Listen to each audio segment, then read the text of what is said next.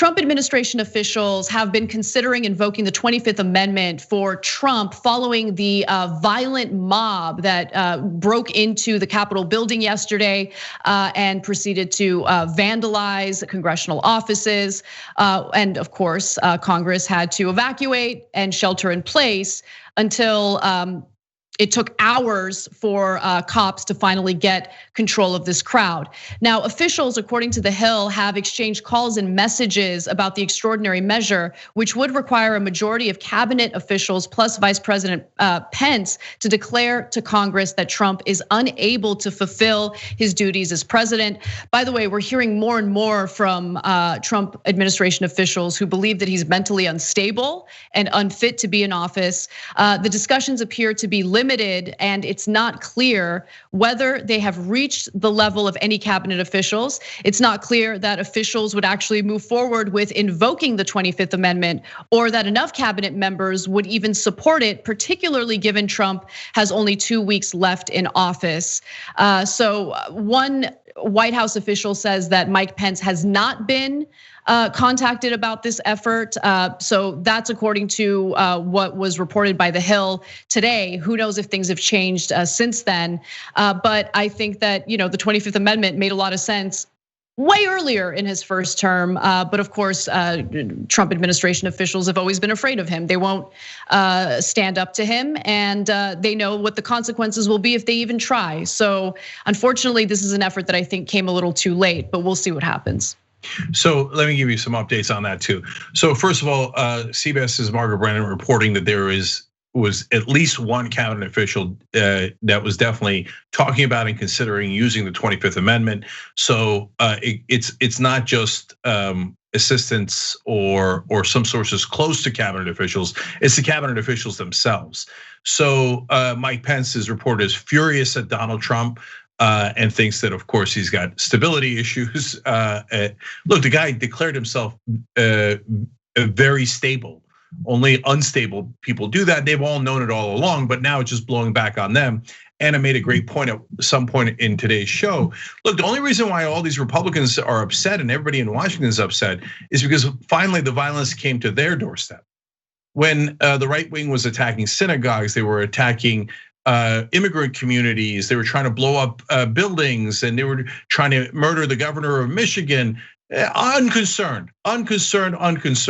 When it shows up at their doorstep and their lives are a little bit in danger, oh my God, did you know that this is dangerous? Yes, we've been telling you that all along. But since it affected the cabinet officials and the vice president, that is part of the reason that they were considering using it. Also because a source told CNN that it's a close Republican, a Republican close to the president who talks to him on a regular basis, saying he believes the president is now, quote, out of his mind. And everybody in the White House is worried that Donald Trump is going to provoke more violence. And if he does that, they don't know what to do with him. And remember, it looks like when the Defense Department came to Trump and said, will you please order the National Guard in to restore order? Trump said no on multiple occasions. What is unclear is who actually gave the order to actually bring the National Guard in. It looks like it was Pence. That means in effect, they've actually already used the 25th Amendment, even if they didn't go through the legal process. Now think about it, guys. There's only 2 weeks left, so why would you bother doing it? But imagine if we were attacked now. Imagine if there was an emergency, something that happened where another country did something to us. Do you think the military should go to Donald Trump, who's clearly deranged at this point? Hell no, they should not go to Trump. They should go to Pence. And so the 25th Amendment is real. They should act on it. And he's also so unstable, they're worried that they're all gonna go to jail. Let me give you one quote here that's really important from a recent Vanity Fair story, and then I'll tell you, unfortunately, why probably the 25th Amendment is not gonna happen, okay? All these are important. So quoting Vanity Fair now, the West Wing staffer told a friend that the White House counsel, Pat Cipollone, was urging White House officials not to speak to Trump or enable his coup attempt in any way so they could reduce the chance that they could be prosecuted for treason under the Sedition Act. Quote, they're being told to stay away from Trump. Now, if in the White House, there's an order by the White House counsel to stay away from the president, because if you talk to him, you might be tried for treason. Well, obviously we can't have the president fulfill his duties. So they should definitely do the 25th Amendment, even if there's only 2 weeks left. But having said all that, here's your most important indicator. Elaine Chao, who's a cabinet member and who's married to Mitch McConnell, is saying that she's going to resign. Now, if there was going to be a 25th Amendment, Elaine Chao would have to stay to vote against Trump, because now Mitch McConnell's furious with Trump and she's part of the establishment. She always has been, and she would vote against Trump. She's leaving. That's an act of both fake objection to what Trump did, and also to get the hell out of this so she doesn't have to vote on the 25th Amendment. So that means it probably will not happen. And why? Because of the coward Republican establishment led by Mitch McConnell, and in a lot of ways, Elaine Chao, who's been in the cabinet of nearly every Republican president of my lifetime.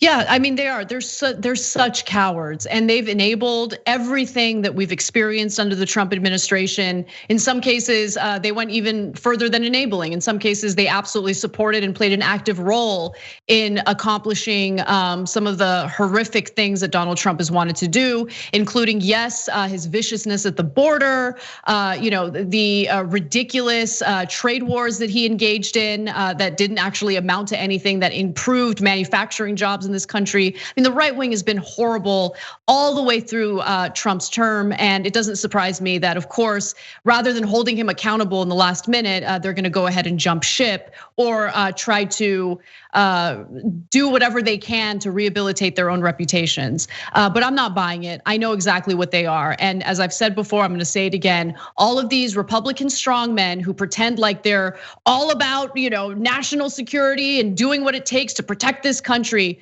all of them were easily castrated by Donald Trump, who's perhaps the stupidest person I have ever seen in politics, and that's saying something. There are some pretty dim individuals that we've experienced. Thanks for watching The Young Turks. Really appreciate it. Another way to show support is through YouTube memberships. You'll get to interact with us more. There's live chat emojis, badges. You've got emojis of me, Anna, John, JR. So those are super fun. But you also get playback of our exclusive member-only shows and specials right after they air. So all of that, all you gotta do is click that join button right underneath the video. Thank you.